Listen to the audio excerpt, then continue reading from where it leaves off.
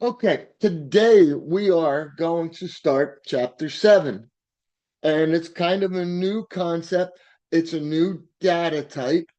Okay, we've been talking about data types. We just created our own data type, our very first one. It's called a class. Today we're going to take a look at a new data type. And again, what are data types? Int, double, bool, boolean. We did char. Those were the primitives. Then we learned about a data type string. And this data type we know was like a bunch of characters together. It had a bunch of methods and so forth. But it's a data type. This was one that's written, and now we've just learned it's written like a class. You know, how it stores data and it has a bunch of methods.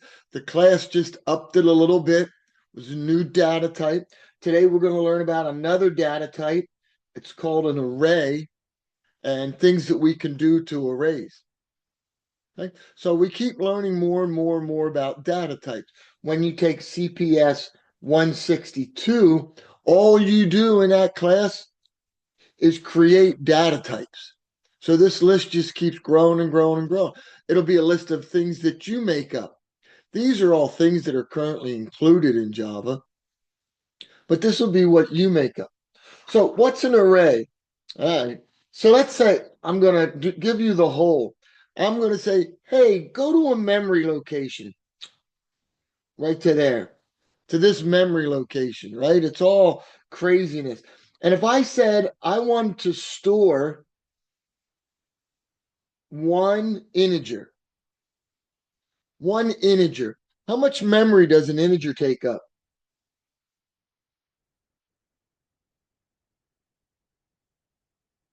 Talk to me. Sophia, Talk, how much memory does an integer take up? If you don't know, say I don't know. It's okay. Four. 4. Yeah, this is 4 bytes. Well, let's say I wanted to. I want. This is a good location, and there's a bunch of stuff I'd like to store that are all integers. There's a bunch of numbers I want to store, test grades, right? And I want to just keep putting them side by side. This is kind of nice, side by side by side. And I want to store these 4 numbers, 4 test scores, and starting get this okay. So it's nice and organized. We don't have to defrag. We don't have to do all that. And the first score is 88, but that's going to be turned into a bunch of zeros and ones. And that's something to get into. And I actually do have students learn about this in CPS 230. Let's do a bunch of conversions from base 10 to base 2 to base 16, which is hexadecimal. But I'd like to score these, or I'd like to store, not score, store, oh, I didn't do so well on that last time, side by side by side. So if I could remember where this is located, where in memory this is located, what address, right? I'd like to know what the address is. And then I know this is a nice homogeneous, let's use big words today. That's about it, though, only one. A nice homogeneous list, meaning the data is the same. They're all 4 bytes. That's all we care about. Then this is where this thing called an array will come into play. So because these are all stored together, I can say, hey, go to the address, boom, to start. And then depending on that, I'm going to tell you to move to start at the beginning or move over 4 bytes or move over another 4 bytes and be able to go through this list. This is great. I can just start and be done. All right, so let's give this, how do I store the address? Well, the array name is where the address is located. So if I have array of nums, this is actually holding the starting address. And in a future course, you'll work a lot with addresses, not so much now. And when I want to come to this address and I start at the beginning, I'm going to say, don't move over anything. Don't move over anything. 0. Don't go nowhere. Don't go anywhere. That's going to take me right to that location, to where it's stored.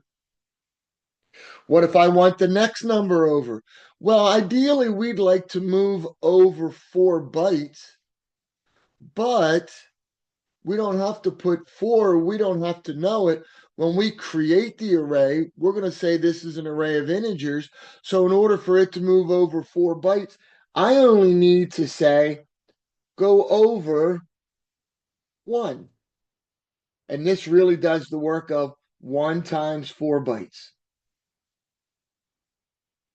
And this is now going to take me to that location. Times 2, since my data type is int, over 8 bytes and get me to this guy. This guy is array num sub, and we say sub because that's a subscript. 2 is a subscript. So 100 is that guy right there. Array num sub 2, array num,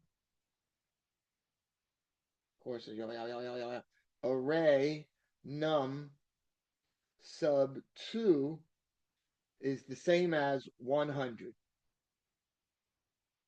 The variable that holds an integer. But now we're going to this location and saying, what's the value? It's 100. These guys are the same. You know? Questions? So that's the whole. Let's see what we got for pieces. It can hold multiple values of the same data type. Okay, and it's a homogeneous list. They are side by side in memory. So hopefully, as I was saying that, you were writing it down. We declare this. Does this look familiar? Does this look familiar? If I wrote this, rectangle R1 equals new rectangle.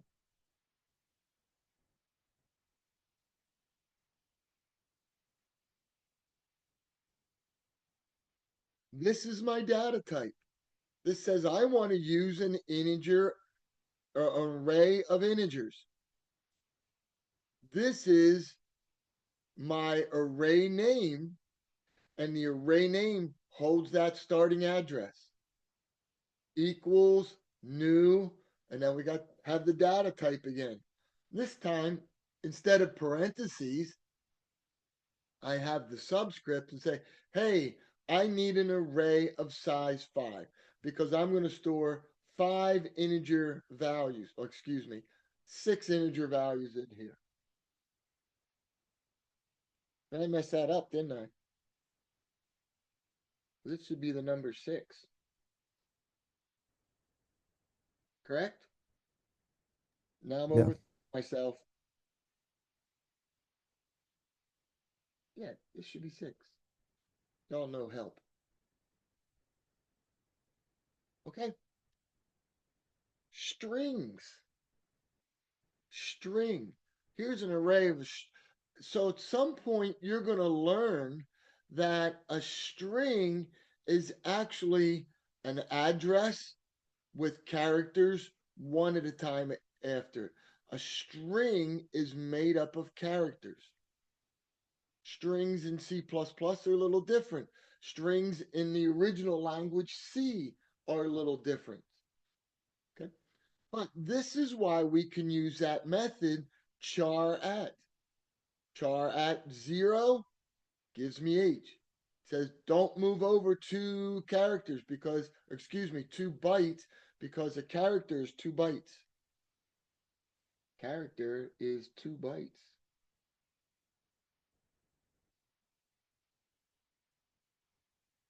This says 3. 0 times 2 bytes, 1 times 2 bytes, 2 times out to 3 and get the M. Same kind of idea. Stored side by side. Questions? Or am I just doing a bang up job here? You're doing a bang up job. Awesome. Thanks. Okay. And again, remember at this number sub I, this is now what's stored at that memory location. It's going to be an integer.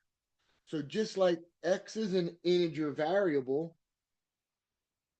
in the same sense, this is an integer variable.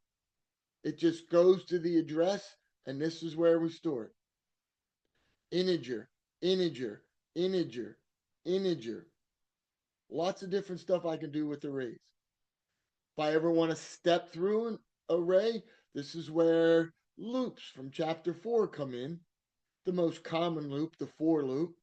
This is going to go through and print out number sub 0, number sub 1, move over 4 bytes, number sub 2, move over 8 bytes, etc., etc.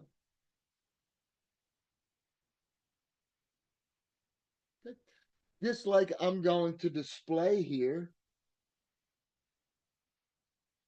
I'm displaying the array, I can fill the array something that's called implicitly.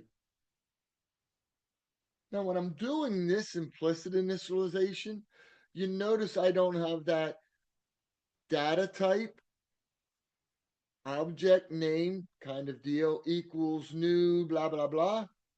I'm filling the array and declaring the size all at one time. How big is this array? I'm going to guess 12 because this is the months. January, February, March, April, May, June, July, August, September, all the way to December. The number of days in a month.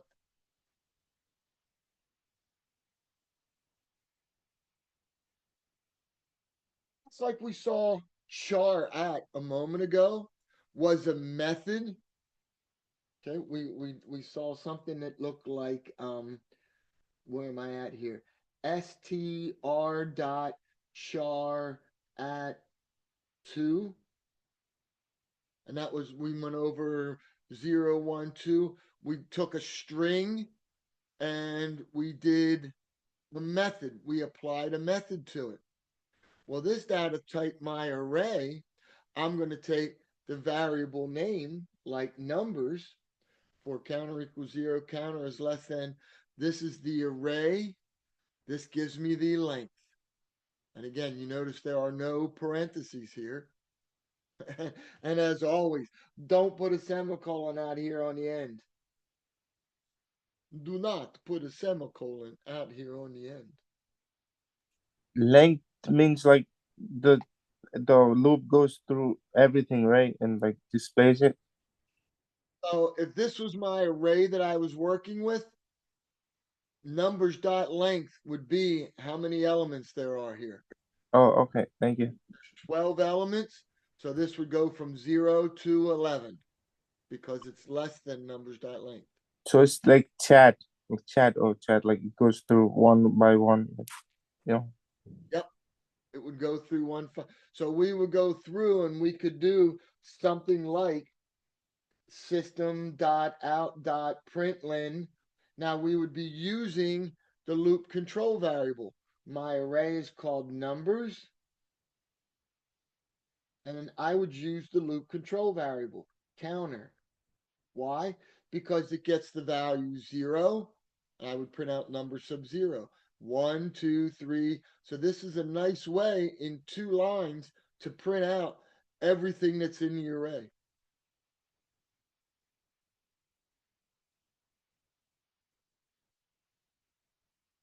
Okay, this gets me up through code listing 7.6. Let's just double check some of these. Going over things a second time, trying to put all these pieces together. I come in and I declare an array of, oh, I'm sorry, an array called hours, an array of integers called hours. There's the new int. And again, the author loves doing this named constant in case you ever wanted to come in and change it. For now, we'll leave it in there. It's going to create it of size 3. And as we mentioned, here are 3 values. hour sub zero, hour sub one, hour sub two. Now, I don't know if any of you have done this yet, but what if I would have said hours sub three? Uh-oh. Did anybody do that? And did anybody get the error while you were doing your code listings? Well, another name for this subscript is index. That's why there are books you'll see that I is used a lot for a loop control variable. Again, I like CTR, but I gets used a lot because it's the index. And the error message you'd get here if you tried to use anything other than 0, 1, or 2, index out of bounds.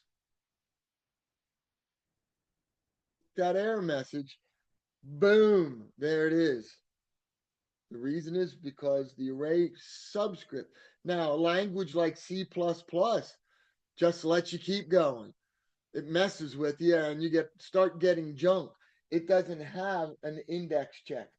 It would just go on and on and on. On and on and on. 7-2. 7-2. Hang on, Shabadu. What the heck are you doing here, buddy? That's that. That's that. Let me get over to here. 7-2 is one you typed in. An array of size 3. Again, we know employees is 3, but if I took my array name, dot length, no parentheses.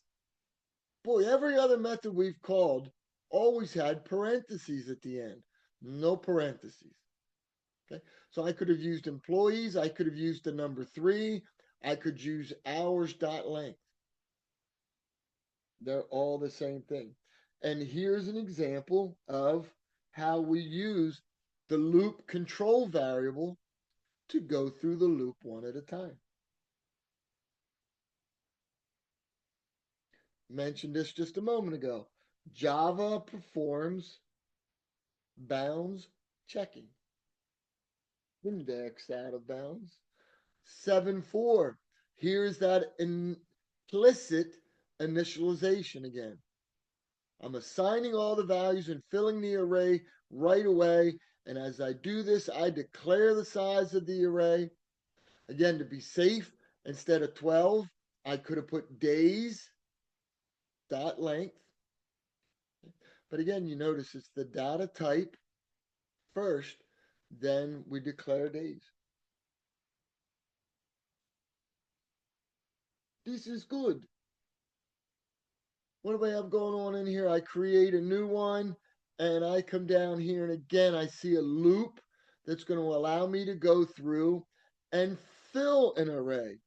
So this guy right here, again, I'm going all Harry Potter, Half-Blood Prince. This guy fills the array. I'm reading something in and assigning it right to the array. I'm looping through so I don't have to do hour sub zero, hour sub one, hour sub two. Anytime you repeat blocks of code, you're probably wrong. There's probably a way that you can do it once and reuse it. And then down here, this is outputting the array. Hopefully you typed these in, and if you had any questions at that time, you're now going, oh, 7.6, another display. How many tests do you have? Create the array to hold the tests. So I have a loop to do a single task. I have a loop to do a single task. Next week, we'll see how we can turn this into a method. Because our main should call methods. Let somebody else do all the dirty work. I have a loop to do the next thing. This displays the scores. Get scores, method, display scores, method.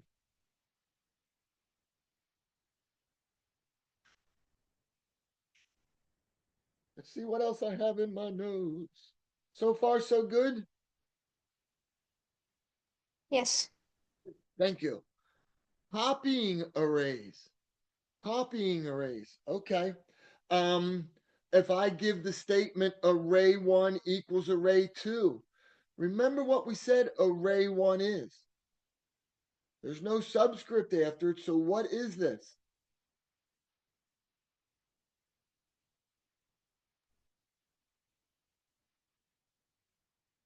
Hmm.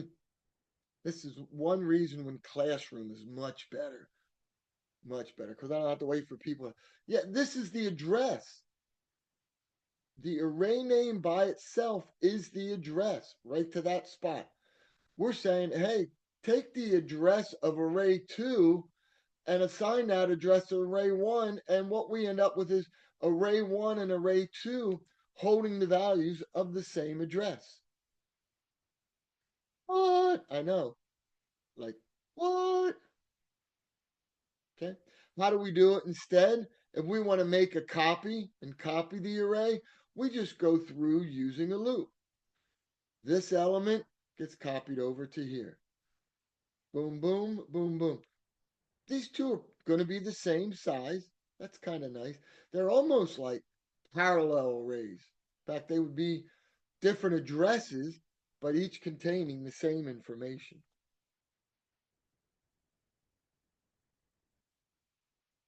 Okay, I'm going to keep going a little bit. We're going to take a look at 7.3 and 7.5. Why? Because it's easy. Chapter 4 is needed for 7.1. I don't know what's going on there. Okay,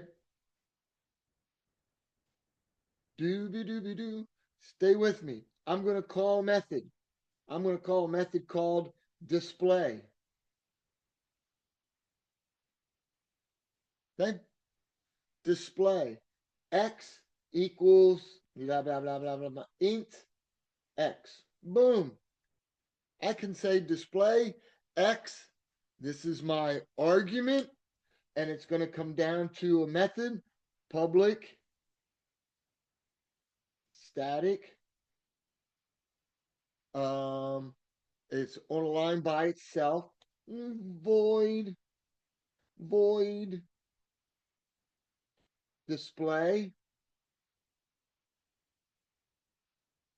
I'm bringing in an integer, and I'm going to call it y. Um, my argument is an integer. It goes into my parameter list as an integer. We talked about this a little bit the other day. I could just keep rolling. Display. If I wanted to display some sort of string, an str, what would go over here? Display string s. Whatever this data type is, this data type has to be. So I could keep going on and on and on. If I said display name array, I would come down here and go display. Let's see what's going to be inside of here. Um, it's going to be an array, right? Of the let's do num, not num array. So this is going to be integer array and then some data type, ARR. So whatever I put here, whatever its data type is, has to be the data type that's here. This would be coming from ints, can't spell, ints, when I declared my array, integer square bracket equals num array, blah, blah, blah, blah, blah, blah. So in section 7.3, when it says passing arrays as arguments, it's the same as always. This is my data type. I pass this guy. Now, this guy, numbers. This guy, num array. This, once again, is the address that's being passed. So when I get down here, This guy, ARR, holds the address. So now if I make changes, the changes are going to stick because I'm not changing the address. This just allows me to get the memory locations where I can make changes. So in this method, if I said array sub 0 equals 64, when I get back to my main, it's going to be 64. Didn't work that way before. Okay. When we come in, we're passing the address to ARR. Okay. We need to pass the address doesn't get changed while it's in the method, but what's at the address locations will be changed. That's kind of nice. So when I said a little while ago, if you wanted to write a method, you would actually be able to fill it in a method. Oh yeah, yeah, no, yeah, for real. Returning. Here's my data type. Double array. Here's an address I create for an array of doubles, and I return the address. If I didn't know how many items were in this array, I could just use dot length. It would go get them for me. Hmm. Just like everything else, waka waka waka. If I can pass an int, I can pass an integer array. It's going to land in an int, or the address is going to land in this address for integer arrays.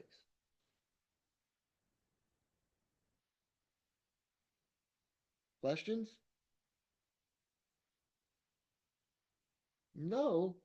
Okay, let's start with the basics. I want you to write a program that reads in 10 numbers and stores them in an array. Have separate loops for reading in the numbers. Clearly, that's one loop. Finding the largest, finding the smallest, finding the average, and display what is the largest, what is the smallest, what is the average. Now, I used to do this extra for experts, but we're going to do this extra for experts. Okay. You can go and get all of this done and feel good about arrays, but then turn into all methods. What would my method main look like? Well, the first thing would be one called fill array. The second would be called find large, find small. Actually, it should be calculate, not find. Find average and display. Okay, let's see. To fill the array, nothing's going in. What's coming out? An array of numbers. To find the largest, what's coming out? Well, large.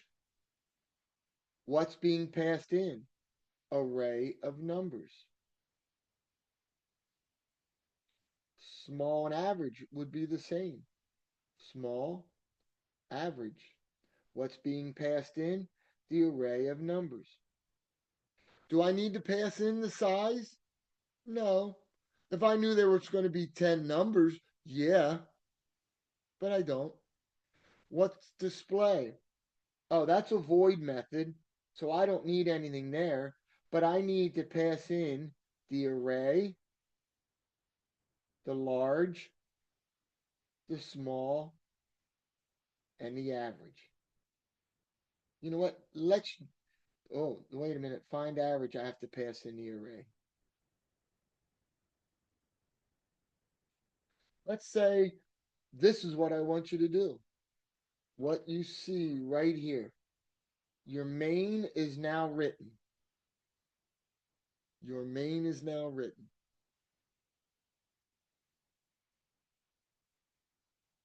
Questions. This guy is a void method. These three are all value returning. This one returns an array of integers. These three all return doubles. Okay. Questions? All right. I'm going to stop the recording.